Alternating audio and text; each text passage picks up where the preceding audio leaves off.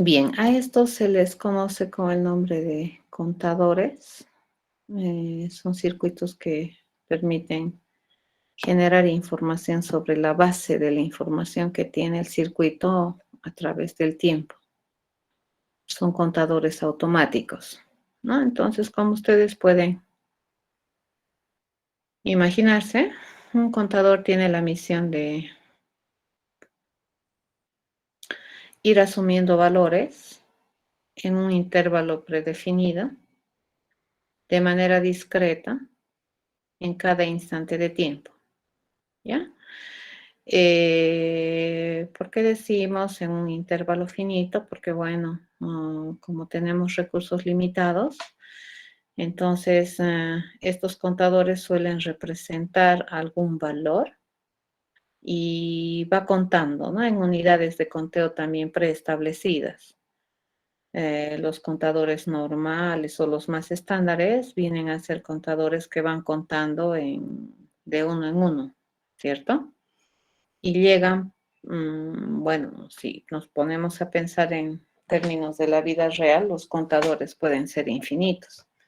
En el caso de circuitería, pues esto no es verdad, porque tenemos recursos limitados, ¿cierto? Entonces, lo que usualmente se hace es tener contadores que van contando en un rango determinado, ¿ya? Ah, dentro de los contadores, a cada valor que asume un contador se le llama estado, ¿ya? Entonces, por ejemplo, si yo quiero tener un contador de 8, ¿cuántos estados diferentes puede asumir este contador? 8, ¿de acuerdo? Entonces, la cantidad de valores que puede contar un contador, ese me va a determinar la cantidad de estados distintos que debería poder tener o administrar, ¿no? Este circuito. Dependiendo de qué es lo que quieres hacer, se pueden identificar a su vez en general dos tipos de contadores, los que son lineales, es decir, que son de una pasada. Por ejemplo, si yo quiero tener un contador de 4 estados, contaría 0, 1, 2, 3 y listo, ¿no? Ese sería el estándar, que es un conteo ascendente. O si yo quiero tener un contador de 4 estados que simule, digamos, cosas infinitas, yo podría tener un circular que me diga 0, 1, 2, 3, 0, 1, 2, 3, 0, 1, 2, 3. Ese sería un circular, ¿ya? Que también estoy modelando, les he dado un ejemplo de un contador estándar ascendente, ¿no? Circular de 4 estados. Como en la diapositiva dice, dependiendo de cómo haces el conteo, los contadores pueden ser ascendentes simplemente, pueden ser descendentes simplemente, o pueden combinar ambos, ¿ya? Pueden ser ascendentes, descendentes. Y en este caso, por ejemplo, si yo tengo un contador circular de 4 estados, ascendente, descendente, pues puedo estar contando, ¿no? 0, 1, 2, 3, 0, 1, 2, 3, 0, 1. Y existe una señal que me dice, a partir de ahora cuenta descendentemente, entonces tendría que ir al 0, 3, 2, 1, 0, 3, 2, 1, 0, 3, 2, 1 y así, ¿no? Hasta que en algún momento me digas, no, ahora de nuevo queremos contar ascendentemente. Ese ejemplo que les acabo de dar es un contador cíclico, ascendente-descendente, de una unidad, es decir, de una unidad de conteo, ¿no? De 4 estados de uno en uno. ¿Ya? Entonces ese vendría a ser un estándar, ¿no? A menos que digas lo contrario, que quieres, por ejemplo, contar cada 2, ¿no? Sería 0, 2, 4, así, ¿no? Ir contando, saltando de 2. Eso va a depender también de lo que quieres hacer. Bien, entonces en los contadores, en este caso, habíamos dicho que pueden ser lineales circulares y dependiendo del conteo, pues podemos tener 3 versiones, ¿no? Este, por ejemplo, es un contador de 6 estados lineal ascendente, que básicamente cuenta del 0 al 5. Una vez que llega al 5, entonces zapatea aquí, ¿no? Al siguiente instante, el siguiente valor de conteo va a ser 5, 5, 5, 5, 5, 5. Va a zapatear. Ese es un lineal. Este es un lineal descendente, ¿no? Que empieza desde el valor más alto del intervalo, 5, 4, 3, 2, 1, con un valor de conteo de 1. Y que una vez que termina, ¿no es cierto?, de contar, entonces zapatea en el 0. Ahí se va a quedar 0, 0, 0, 0, 0. Por otro lado, tenemos los circulares. Fíjense, este es un circular, no, este es un lineal ascendente-descendente que puede contar, ¿no? 0, 1, 2, 3, 4, 5, 5, 5, 5, 5, 5. Yo le digo desciende, 5, 4, 3, asciende, 2, 3, 4, así, ¿no? Puedo en cualquier momento pedirle que vaya hacia adelante o hacia atrás en el contador, pero siempre y cuando termina de contar, digamos, en uno de los dos intervalos, se queda ahí, ¿no? Si estábamos contando ascendentemente y termina el conteo, se va a quedar en 5, ¿no? 5, 5, 5. Yo le digo, desciende, le digo 5, 4, 3, 2, 1, 0, 0, 0, 0, 0, se queda ahí. Ya eso se llama un lineal. Tenemos los circulares que, como se imaginarán, pues me dan la sensibilidad de que tienes un conteo infinito que se repite periódicamente. Este sería el ascendente, que después de haber contado, haber terminado un conteo, ¿no? 0, 1, 2, 3, 4, 5, 0, 1, 2, 3, 4, 5, vuelve a empezar, ¿no? Este es solamente un ascendente. El descendente es de similar forma, solamente que va en retroceso. Y el ascendente descendente, que puede ir, ¿no? Yo le digo 5, 4, 3, 2, 1, 0. Le cambio el control y le digo 0, 1, 2, 3, 4, 5, 0, 1, 2, 3, 4, 5, hasta que en algún momento yo diga cambiemos, ¿no? De ritmo de conteo, ya sea ascendente o descendente. Los contadores, entonces, vienen a ser circuitos que, si ustedes observan, van cambiando su estado. Por ejemplo, el estado de este contador va a ser 4, cuando antes estaba en el estado 3. ¿De acuerdo? Entonces, el nuevo estado, así le llamaremos, ¿ya? De un circuito que es un contador, va a depender mucho de cómo estaba antes, ¿ya? Este nuevo estado 5 lo va a asumir. ¿Por qué? Porque el anterior estado era 4. ¿De acuerdo? Entonces, los contadores suelen transitar por n estados válidos, ¿ya? Y esos estados, a su vez, son equivalentes a la cantidad de valores válidos distintos que puede asumir el conteo de este contador. En este caso, fíjense, los contadores, así como datos así de conteo, no va a necesitar que ingreses, ¿correcto? Más bien, estos contadores son circuitos que te devuelven la información que un instante determinado tiene almacenado, ¿ya? Entonces acá fíjense, si yo tengo un contador de n estados, yo tengo que tener tantas salidas que me permitan representar de manera distinta cada uno de los n estados. Por lo que la cantidad de líneas o de variables binarias que voy a necesitar para poder informar el estado de mi contador va a estar dado por k, donde k es menor o igual al logaritmo de n en base 2, ¿no? Esta ahí es una fórmula conocida. Estos contadores son circuitos síncronos, están sincronizados por pulsos de reloj. ¿Qué significa? Cada que existe un pulso de reloj ascendente, ya sea, ¿no? Si has hecho por flanco positivo o negativo, no importa. Cada que haya un pulso de reloj, estos automáticamente cuentan, ¿sí? Y un estado de este contador se mantiene mínimamente estable por un periodo de tiempo, hasta que suceda el otro pulso de reloj, ¿no? Ahí el otro pulso de reloj cuenta, ¿ya? Como todo circuito, estos tienen, ¿no?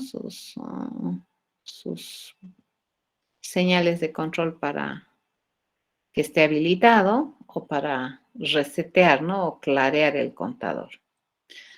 Repito, si ustedes observan, no tienen, ¿no? Señales de entrada. Ahora eso va a depender, ¿no? ¿Ve? De qué tipo de contador es.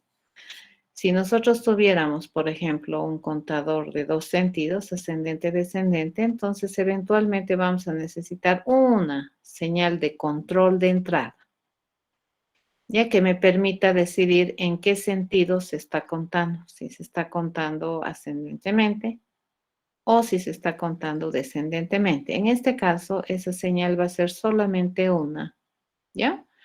Porque son inversas, ¿no ve? No puede estar contando ascendentemente y descendentemente al mismo tiempo.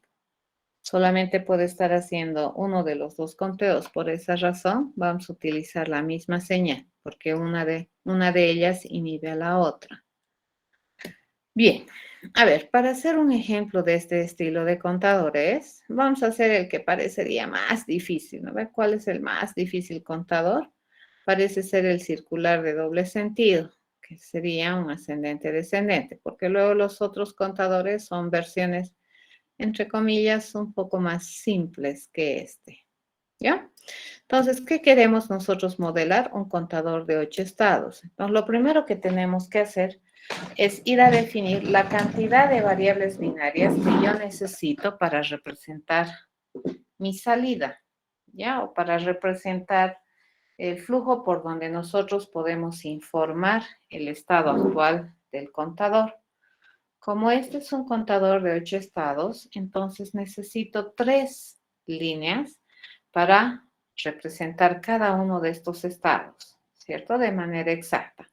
Supongamos que tu contador es de 12 estados, pues ahí no vas a tener de manera exacta, ¿no? La cantidad de líneas. Siempre tienes que privilegiar aquella que permita cubrir la cobertura de los estados. Por lo tanto, si tuviéramos 2 estados, ¿cuántas líneas mínimo necesitamos? 4.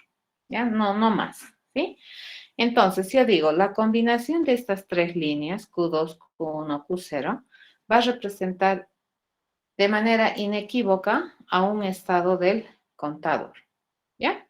Ahora, nosotros nos ponemos a pensar que esta tripla, fíjense, Q2, Q1, Q0, es o representa un estado del contador.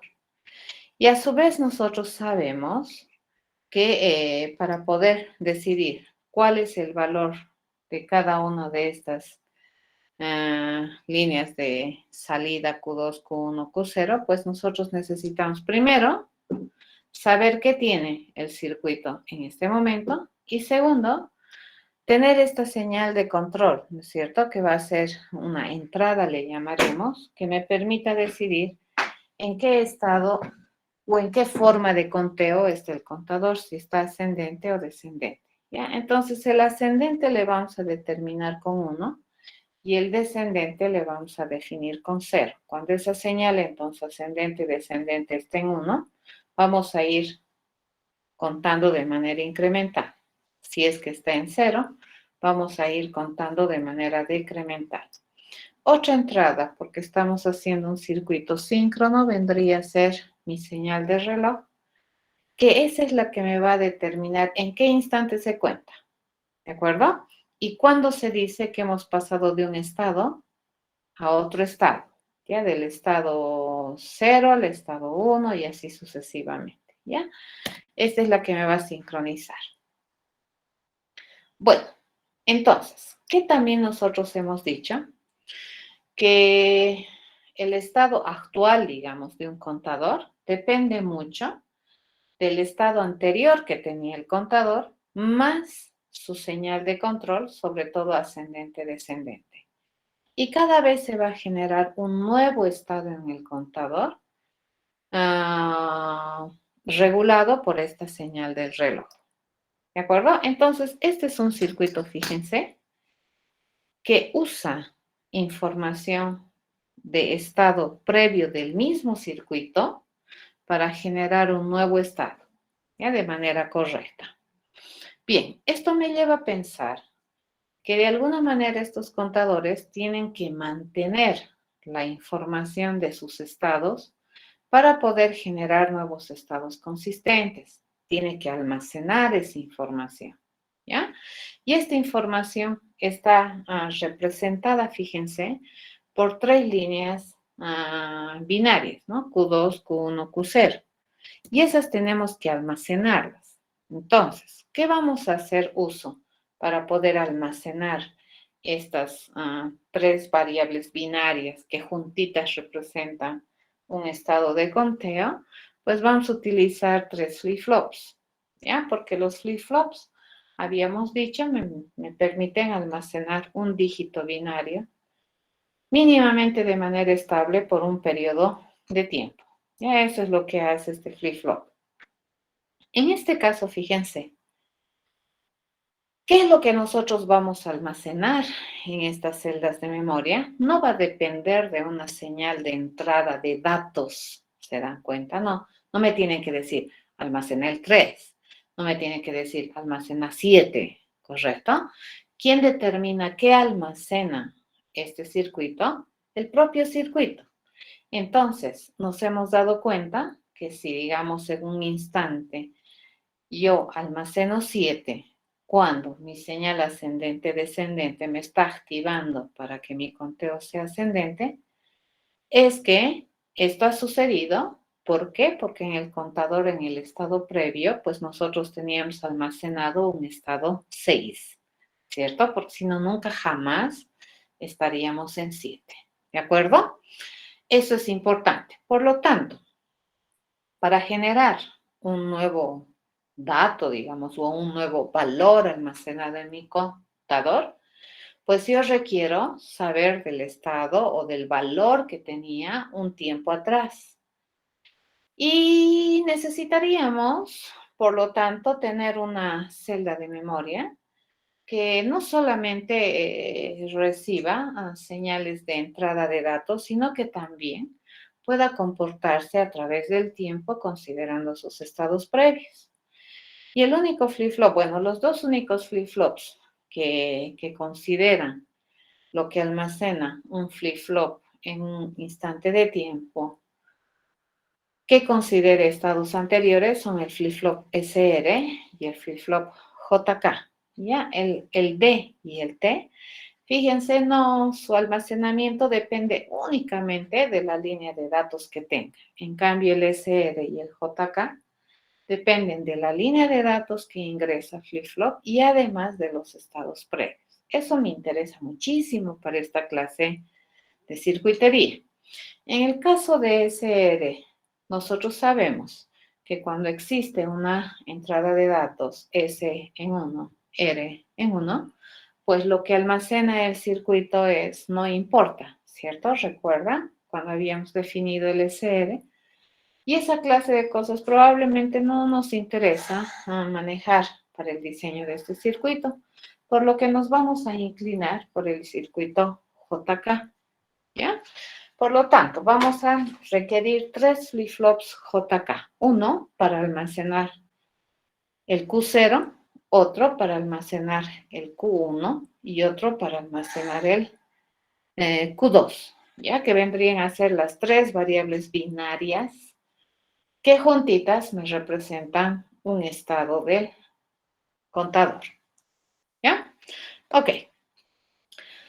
Lo siguiente que vamos a hacer es entender bien qué es lo que estamos queriendo diseñar. En este caso de un circuito de conteo, fíjense, este es un circuito que se puede modelar como un diagrama de estados. Lo que ustedes ven en la diapositiva es un diagrama de estados en donde los redondos o los óvalos representan los distintos estados que puede asumir este circuito. En el caso nuestro es un contador de 8 estados. Entonces, ¿cuántos estados diferentes puede asumir este contador? 8. ¿Ya? Por lo tanto, hay 8 óvalos ahí. Fíjense, dentro de cada óvalo nosotros tenemos un valor de 3 dígitos, ¿cierto? Por ejemplo, el 000 representa un estado. Esta otra combinación, que es el 011, representa otro estado de mi circuito. A ver, ¿por qué tenemos cada uno de estos estados representado como una tripla de valores binarios? Porque habíamos decidido que para poder representar 8 estados distintos, pues nosotros necesitamos 3 variables binarias.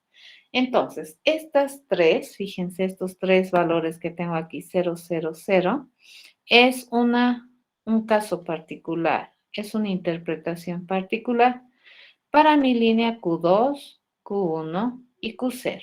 Y entonces acá este juega el rol de Q2, este es Q1 y este es Q0, pero ya con un valor específico de interpretación para esos 3. ¿De acuerdo? Entonces acá, ¿qué estamos haciendo? En los óvalos estamos poniendo todos los posibles valores que se puede conseguir con esas 3 variables binarias, que en el caso particular de este circuito, pues está cabalito, ¿cierto? ¿Cuántos distintos valores podemos conseguir combinando 3 variables binarias? 8. Y resulta que estamos modelando un contador de 8. Entonces, no sobra ni falta ninguna representación de estas 3 variables binarias y tampoco me sobra ni me falta ningún estado del contador. ¿De acuerdo? Ok. Una vez que hemos identificado estos estados, entonces, ¿qué tenemos que hacer? Tenemos que ver cómo yo paso de un estado a otro. ¿Ya? Y en este caso particular, como estamos modelando un contador ascendente-descendente de 8 estados, pues nosotros contamos con una señal de control que me permita identificar cuál es el estado actual de este conteo, considerando mi anterior estado. Entonces, eso va a depender mucho de esta señal de control ascendente-descendente que recibimos como dato de entrada. Entonces, si me dice que la señal de control ascendente está activada como ascendente, entonces si es que estuviéramos en el estado 00, el nuevo estado del contador debería ser 001. Si estoy en el estado 001 y mi señal de conteo me dice que siga contando ascendentemente, el nuevo valor del estado de mi contador va a ser 010. ¿Ya? Y así se lee. Fíjense, entonces te paras en cualquier estado y dependiendo del valor de tu señal de control ascendente-descendente, si es que el ascendente está activado, entonces vamos a utilizar esta transición. ¿De acuerdo? Esto que está viniendo por afuera. Pero si supongamos estamos en este estado, 110, y la señal de transición o de conteo o de incremento está en descendente, entonces el nuevo estado va a ser 101. ¿Ya? A esto que ustedes ven se llama un diagrama de estados finito, determinístico, que significa que la cantidad de estados que tenemos, obviamente, es finita, y que las formas que tenemos de pasar de un estado a otro está determinado. Es decir, yo no tengo ambigüedad. Fíjense, yo no tengo que si yo recibo la transición ascendente voy a venir aquí o tal vez aquí, no. ¿No? Si yo tengo, por ejemplo, la transición ascendente, vengo aquí. Pero si yo tengo una transición descendente, vengo acá. Ya no existe ambigüedad en eso. Eso se llama determinista. Bien, una vez que nosotros hemos comprendido esto, fíjense, estamos viendo que el funcionamiento de este circuito es básicamente cambiar de estado, ¿ya? Y una vez que nosotros estamos en un estado, dependiendo de esa señal de control, pues en este diagrama nos hemos dado cuenta muy explícitamente y gráficamente cuál debería ser el siguiente estado o el nuevo estado del contador. Este diagrama lo vamos a traducir a una tabla de transición de estados, ¿ya? Entonces, por un lado, fíjense, yo tengo el estado de mi contador en un tiempo n-1 y yo quiero saber cuál será el nuevo estado de mi contador para el tiempo n, ¿de acuerdo? ¿Cuándo va a ocurrir esta transición? Fíjense, cuando una señal de reloj me active la transición. Ya, eso siempre van a tener cuidado en circuitos síncronos. Esos están regulados por una señal de reloj. Es decir, que no cualquier rato, ¿no es cierto?, va a cambiar de estado. Va a cambiar de estado controlado, sincronizado por esa señal de reloj. Bien, aparte de tener el estado digamos, en el tiempo n-1, la información del estado en el tiempo n-1, pues nosotros tenemos la información de esta señal de control ascendente-descendente. ¿Ya? Nosotros sabemos, fíjense, que el circuito puede estar en uno de 8 estados, ya en estos 8 estados. Y dependiendo, ¿no es cierto? Si está en uno de estos 8 estados y la línea de transición me dice descende, ¿de acuerdo? El cero, ¿qué significa? Descende, conta en descenso. Entonces nosotros vamos a analizar cada una de estas filas, ¿ya? ¿Qué significa esta primera fila? Me dice, mi contador está en estado 000. Esta primera fila me dice, mi contador está en estado 000 y me estás pidiendo que descienda, ¿cierto? Entonces, el nuevo estado que debería ser 111. Estamos solamente modelando esto. Fíjense, estoy en estado 00. Mi transición me está diciendo que descienda. Entonces, el nuevo estado que va a ser 111. Eso es lo único que he hecho acá. Y hacemos así, fíjense. Luego me olvido de esa y digo, ¿qué pasa si estaríamos en el estado 001? Y me dicen, descende. Vengo acá, le digo 001. Y me dicen, descende, ¿a dónde transito? Al estado 000. ¿Ya? Y así de la misma manera todas estas, ¿no? En este, fíjense, está al revés. Me dicen, bueno, no al revés, sino con la otra transición. Estoy en el estado 000 y me piden transitar con un ascendente. Entonces le digo 000, transición ascendente, el nuevo estado que sería 001. ¿Correcto? Si estoy en el estado, por ejemplo, 011, me fijo 011 y hay una señal encendida ascendente, ascendente. Entonces, ¿cuál es el nuevo estado que debo tener? 100, ¿sí? 100. ¿De acuerdo?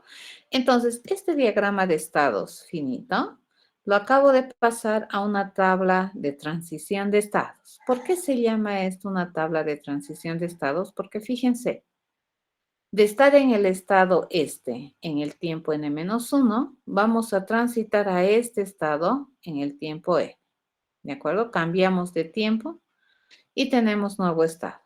Acá yo no necesito señales de datos, sino más bien necesito señales de control. Esta señal de control que me permite definir hacia qué lado voy a transitar.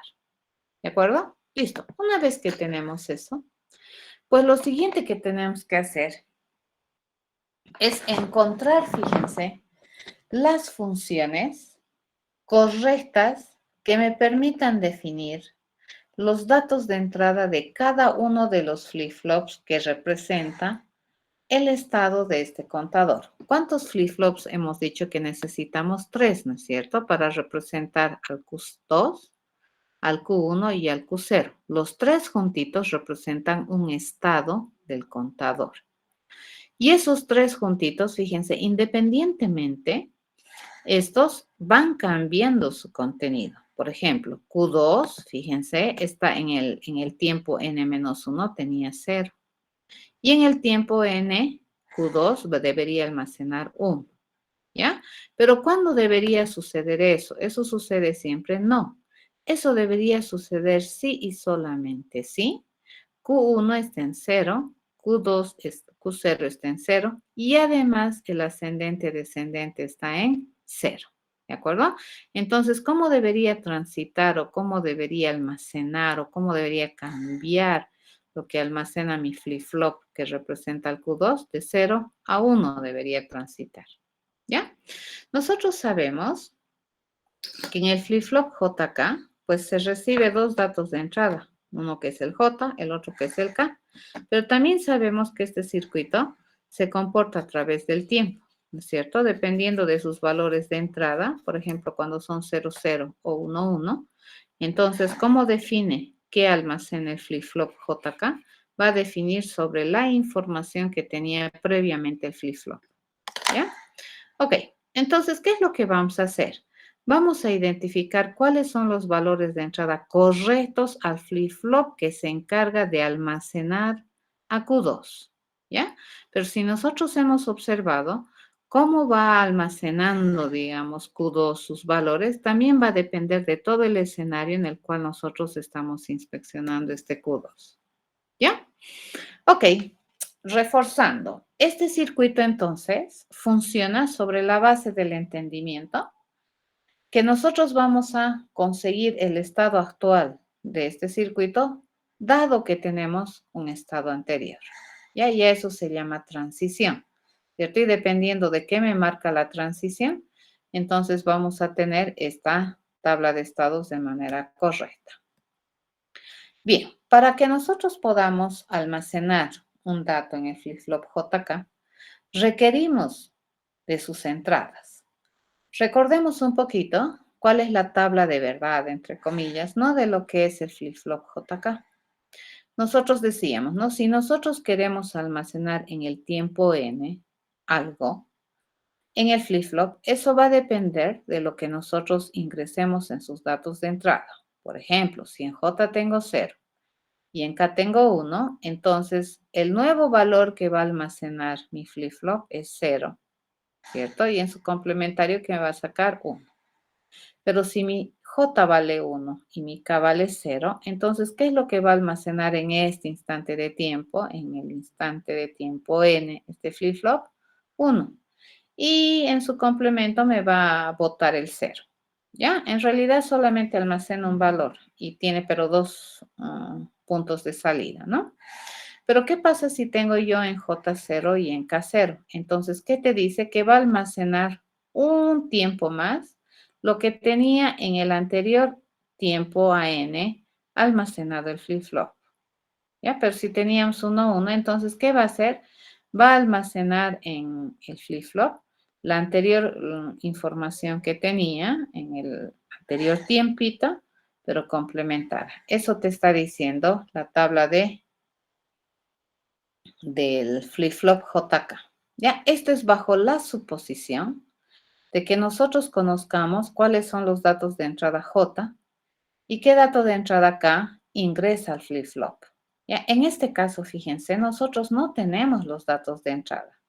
Lo que más bien tenemos es cómo se va a comportar, qué va a almacenar en Q sub n, dado que tenemos en Q sub n menos 1. Eso es lo que nosotros tenemos acá, fíjense. Yo en Q sub 2 voy a almacenar 1, dado que tenía 0, cuando se dé todo este escenario. Eso yo tengo.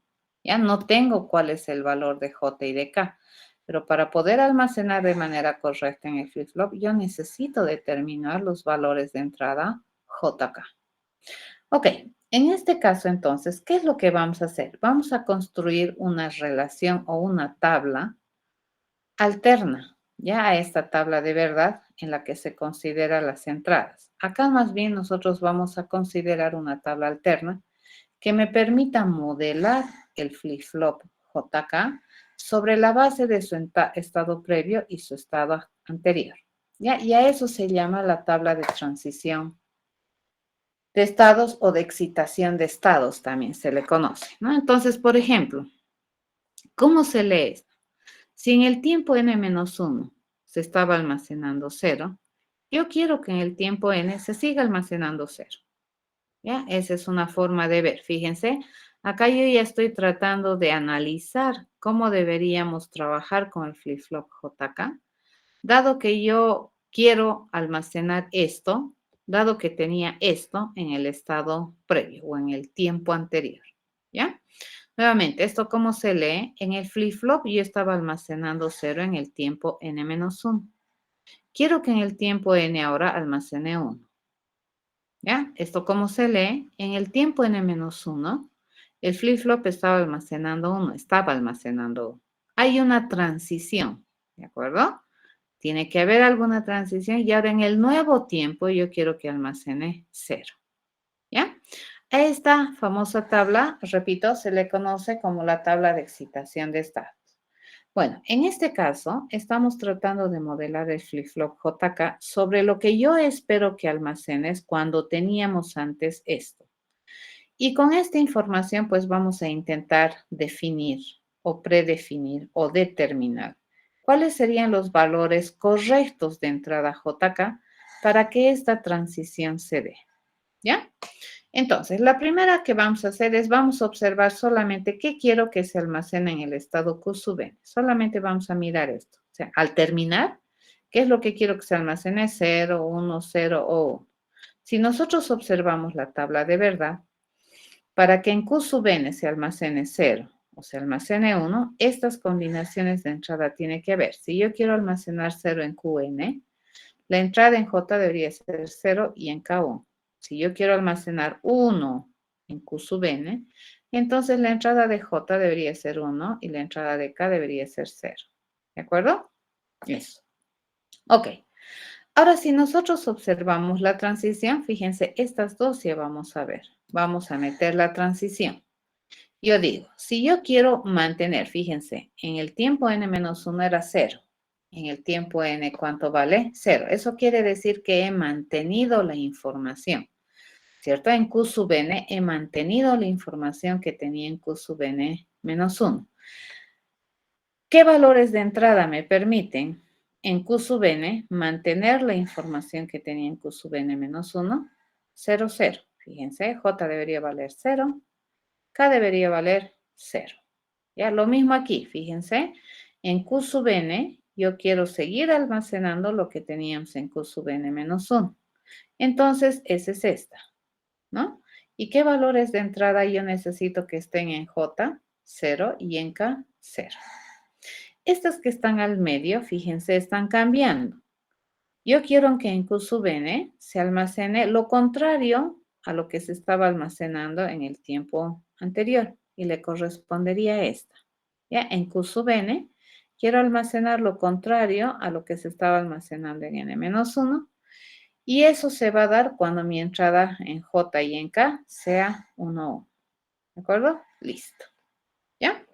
En este caso, fíjense, para que esto se dé, ya sea mirando solo el estado actual o la transición, ¿qué es obligatorio que sea J? 0. ¿Ya? Aquí K no importa, puede ser 1 o 0 y esta transición se da. Para que se dé esto 0 a 1, J, ¿qué es importante que valga? 1. Y K, ¿qué debería valer? No importa, o 0 o 1. Ya no importa. ¿De acuerdo? A esa tabla se le llama la tabla de excitación de estados. Por lo tanto, yo le digo, si quisiéramos transitar de 0 a 0 en el flip-flop JK, yo necesito que ingrese 0 en J y X en K. No importa, 0 o 1 me sirve. ¿Ya? Pero si yo quiero transitar de 0 a 1, yo necesito que en J introduzcas 1 y en K, bueno, no importa, 0 o 1 me sirve. ¿Ya? Para estas dos transiciones, ¿quiénes son importantes que se mantengan fijos? K. ¿Y qué es lo que no importa? J. ¿Ya? Listo, tenemos esa tabla de excitación de estados.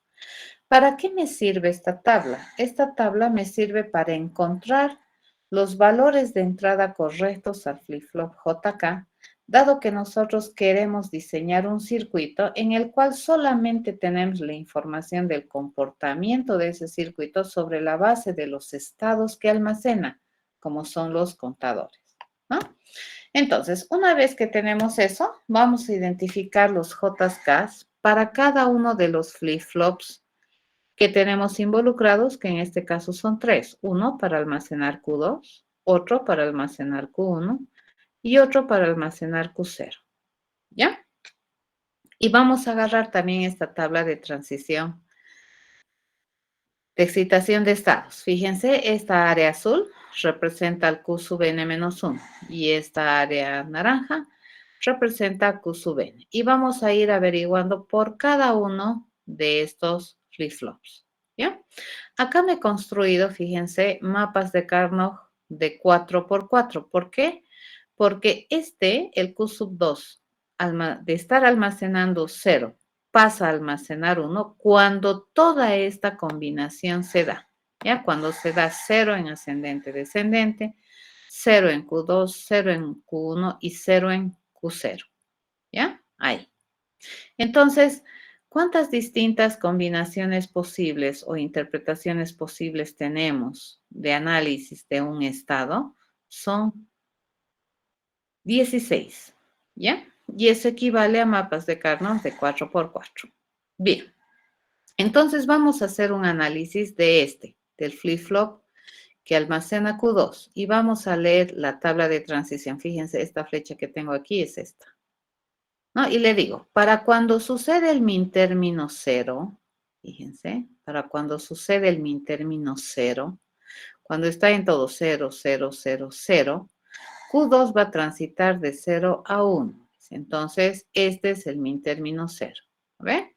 Q2 va a transitar entonces de 0 a 1. 0 a 1. ¿Cuánto debería valer J? 1. ¿No? ¿Y cuánto debería valer K? X. ¿De acuerdo? Entonces, esta es la entrada J al flip-flop 2, le vamos a llamar, que tiene la misión de almacenar Q2. Y esta es la entrada K al flip-flop 2, que tiene la misión de almacenar el Q2. Pasamos, dice, vamos a ir el min término 1. Cuando este escenario se dé 0, 0, 0, 1, dice que Q2 va a transitar de 0 a 0. Entonces me fijo de 0 a 0, que es importante que J sea 0 y que K sea X. ¿Ya? Hacemos con 2.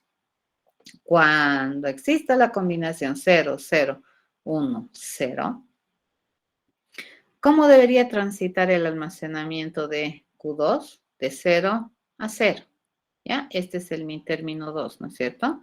De 0 a 0 dice 0 en J, X en K. 0 en J, X en K. Y hacemos lo mismo para todas las filas, ¿no? Este es el min término 3, que es la combinación 0, 0, 1, 1. En esta combinación, en este escenario, dice Q2 debería transitar de 0 a 0. De 0 a 0 dice en J 0 y en K X. ¿Ya? Lo mismo sucede para el min término 4. Cuando se da el escenario 0, 1, 0, 0, entonces Q2 debería transitar de 1 a 0. ¿Ya? De 1 a 0 dice X en J y 1 en K. ¿De acuerdo? Y de esa manera se va llenando. Fíjense, ese es el min término 5, ese es el min término 6, ese es el min término 7 y de la misma manera se llenan los restantes min términos. ¿De acuerdo? ¿Cómo hemos llenado? Analizando el escenario, la situación particular del problema y cómo particularmente transita Q2 de este tiempo a este tiempo. ¿Ya? Utilizando la tabla de excitación de estados del JK, ayudándonos con un mapa de Carnot para identificar a J y para identificar a K. ¿Ya? Una vez que tenemos esto, entonces recogemos las funciones que determinan J y las funciones que determinan K, agrupando. Recuerden que siempre los X's me sirven para agrupar. ¿Pueden haber X's fuera de grupo? Sí, pero lo que jamás puede haber fuera de grupo son los unos. Fíjense, las agrupaciones que hemos hecho en ambos, tanto en J y en K, son la misma, ¿no? Por lo tanto, puedo decir que J y K, pues, es equivalente a esta función, tener la señal ascendente descendente negada por no Q1, no Q0, más, dice el ascendente descendente normal por Q1, Q0. Eso nosotros sabemos que se puede traducir a ver esta función que le hemos agarrado aquí, que es para J y K, el flip-flop 2, ¿no? Hacemos lo mismo, fíjense, para el flip-flop que va a almacenar Q1. Lo mismo. Para la combinación 0, 0, 0, 0, Q1, de estar almacenando 0, tiene que pasar a almacenar 1. Entonces, ¿cuál va a ser el valor de J? 1. Y el valor de K, X. ¿Ya? Para la combinación 2 hacemos lo mismo, ¿no? Q, ¿cómo va a transitar Q1? De 0 a 0. Entonces, de 0 a 0 dice que es 0 en J, X en K. ¿De acuerdo? Y así para toditas. ¿Qué acabamos de encontrar?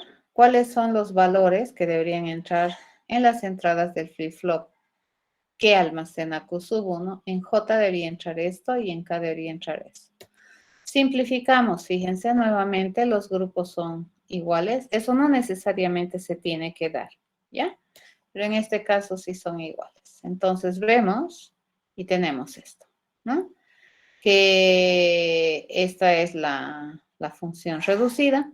Aplicándole las compuertas básicas, resulta que tanto J1 y K1 son iguales y resulta que es un XOR de la variable de control ascendente-descendente y el estado o parte del estado Q sub 0, ¿ya? De la línea del Q sub 0 del estado que representa el contador.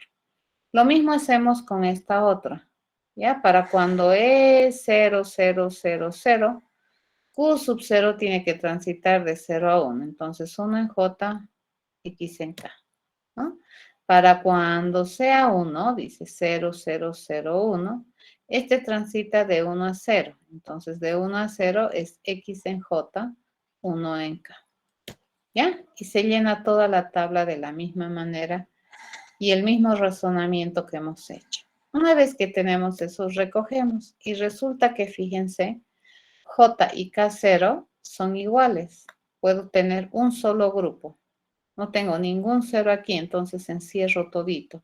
Y esto sería equivalente a la verdad. Esa es una tautología. ¿De acuerdo? Eso es equivalente a 1. Por lo tanto, ya tengo acá. Fíjense, las entradas a mi flip-flop 2 son estas. Las entradas a mi flip-flop 1 son estas. Y las entradas a mi flip-flop 0 es esta, ¿no? Diseñamos, agarramos 3 flip-flops JK. ¿Este qué hace? Este almacena el dígito 0, el Q sub 0. Este almacena el Q sub 1. Y este almacena el Q sub 2. ¿Ya? Al Q sub 1 o al flip-flop 1, fíjense que le entra 1, le entra a J y a K. ¿Ya? Al flip-flop 1, sus entradas J1, K1 son estas. Fíjense, a J1, K1 le entra la señal ascendente-descendente, que es esta. ¿Ya? Así normal. Entonces entra ascendente-descendente. Y entra Q sub 0. Q sub 0 que sale de aquí, ahí. Y se pega con un XNOR. Esas dos, dice, van a entrar a tanto a J como acá del flip-flop 1. ¿Ya? Este es el flip-flop que almacena Q sub 2.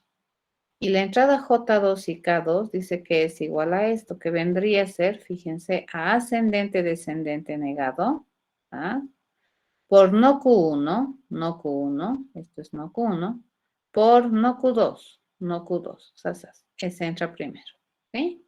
O dice, o este otro, que sería el ascendente, descendente normal, que entra acá, por Q1, Q1 es este, ya que está entrando aquí, y Q0, que es este, ¿no? Que entra aquí. Una de estas dos se va a habilitar y esas van a entrar como J y K al flip-flop 2. En cada pulso del reloj, fíjense, yo puedo leer qué cuenta. Y aquí me va a ir mostrando y va contando bien. Tú le cambias este y va a empezar a descender, ¿no? Le cambias este, asciende. Le cambias, desciende. Y así. Este es un circuito que modela un contador de 8 estados. ¿De acuerdo? ¿Qué tiene de interesante este circuito? Es que este circuito se lo considera como un circuito tipo dentro de la gran gama de circuitos secuenciales, porque siempre representa un circuito de estados. ¿De acuerdo? Entonces, de un estado pasa a otro, cuando sucede algo, ¿no? Y luego pasa a otro. Entonces, el circuito más sencillo de explicar es este contador. Acá hay otros ejemplos de circuito de estados. Por ejemplo, este que me permite administrar una calle con un cruce de calles, ¿no? Con 2 semáforos. Básicamente, fíjense, este es un circuito de 4 estados. Ya este es el primer estado, rojo aquí, verde aquí. Luego que tenemos rojo aquí, anaranjado aquí. Luego tenemos rojo aquí, verde aquí. Y luego tenemos rojo aquí, anaranjado aquí. El siguiente estado va a ser rojo aquí, verde aquí. ¿Ya? Rojo aquí, anaranjado aquí. Rojo acá, verde acá. Anaranjado aquí, rojo acá. El próximo estado va a ser rojo acá, verde acá. ¿Ya? Entonces, fíjense, este sistema de semáforos es un sistema básicamente de 4 estados. que se repite de manera cíclica, ¿cierto? Durante todo el día y funciona. Ahora, la diferencia es cuánto tiempo tardas entre transitar de aquí a aquí, ¿cierto? De aquí puedes transitar 30 segundos. De aquí a aquí tardas 3 segundos, ¿cierto? De aquí a aquí tardas 30 segundos. Y de aquí a aquí puedes tardar 3 segundos. Pero de todas maneras sigue siendo un estado o un circuito de 4 estados. ¿De acuerdo? Entonces, para controlar, fíjense, los semáforos de un cruce de calles, se puede hacer un diseño circuital secuencial de estados. ¿Se entendió?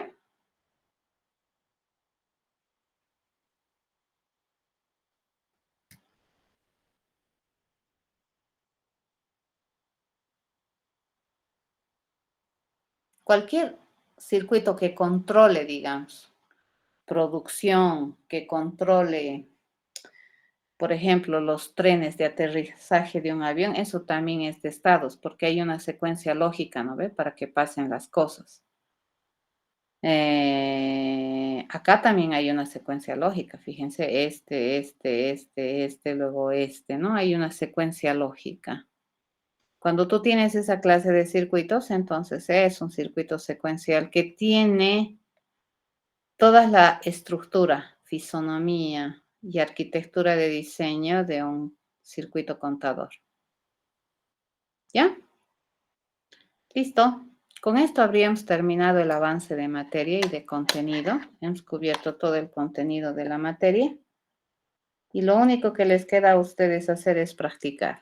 Ya en esta parte, segunda parte del curso de arquitectura de computadoras, es un tanto diferente a la primera porción del semestre, porque en la primera porción es prácticamente matemática pura, ¿cierto? Y no hay umbrales, digamos, de demasiada discrepancia en cuanto a lo que es un sistema de numeración, cómo se consigue un número, cómo se operan estos números. Hemos introducido todo lo que es el álgebra de Boole, las formas que tenemos de simplificar funciones o encontrar ecuaciones o funciones equivalentes reducidas a una otra, digamos. Eso no hay mucho donde perderse, ¿sí? Porque esos conceptos son tan bien definidos, son concretos, eh, y básicamente no es solamente aplicar el concepto de manera correcta y tú vas a encontrar las cosas bien. En este caso, en la segunda parte de la materia, pues esto ya es más diseño. Te van a dar un contexto. Ese contexto tienes que entenderlo, tienes que analizarlo, tienes que hacer un planteamiento de una alternativa de diseño circuital, encontrar una forma muy óptima de ese tu diseño circuital y luego traducirlo, ¿no? En este caso nosotros estamos utilizando simuladores para mostrar que está funcionando el diseño circuital. Y esta segunda parte entonces va a depender mucho de resolución de problemas nuevamente, cómo entiendes el problema, cómo analizas una alternativa de solución, en este caso circuital, para modelar una alternativa de solución al problema que te están dando. Entonces, a partir de ahora, hasta fecha antes al examen de segundo parcial, ustedes tienen tiempo para hacer sus trabajos que ya se les ha determinado en su drive. De todas maneras, el jueves a las 2:15 vamos a estar en sala para pues ver si es que alguien quiere presentarme sus avances de sus diseños. Lo vemos el día jueves. ¿De acuerdo?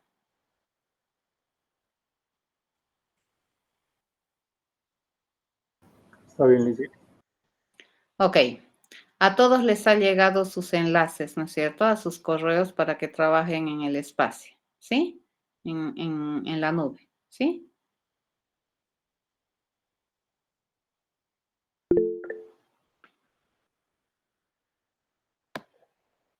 Ok.